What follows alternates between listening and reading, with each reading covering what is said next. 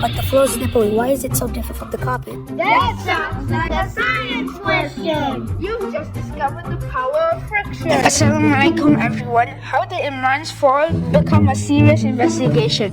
On the shiny floor made us wonder how the different surfaces affect how far a toy car travels when the same force is applied. We predicted that the smoother the surface, the further the car would travel, because smoother surfaces create less friction. To make sure every test was fair, we used a custom-built car launcher, toy car, a measuring tape, ice cream sticks, hot glue gun, paperclip, cardboard, string, bubble wrap, and water. An iPad 4, video analysis, 6 test surfaces, carpet, smooth flooring, wet gym floor, bubble wrap, sandpaper. Sandpaper did not work too well as there was hardly any friction. So we replaced it with grass.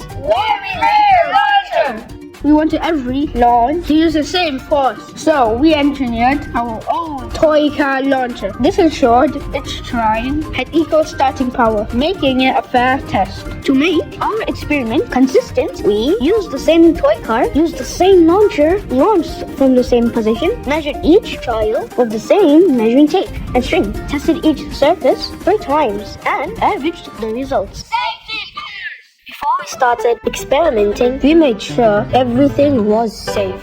We take down all the testing surfaces so they wouldn't move or slip. If we used the hot glue gun, it was with teacher's supervision. We let everything cool down before handling it. Just like scientists should. We launched the car 3 times on each surface, then measured how far it traveled. Here's what we observed. Smooth flooring, the car zoomed for very little friction. On gym floor, it slid fast but lost control quickly. Carpet and bubble wrap, high friction, slowed it down. Grass, the car stopped almost immediately. We used Excel to graph our results and calculate average distance for each surface. The graph showed a clear pattern. Less friction equals more distance. More friction equals slower car. That matched our hypothesis. Even measuring the distance wasn't simple. On rough surfaces like carpet and sandpaper, the car would bounce or jump, making it tricky to know where it stopped. On smooth ones like tile and plastic, it would drift or veer off, especially if it lost control. We had to use slow motion video to judge exactly where the car began, slow down, and then use string to measure drifts more accurately. This reminded us why gym floors are slippery when wet. Surfaces with low friction, like tile or plastic, make people and cars lose control. That's what happened when I slip. That's why road, shoes, and sports gear are designed with grip to increase friction and stop us from sliding. And too much grip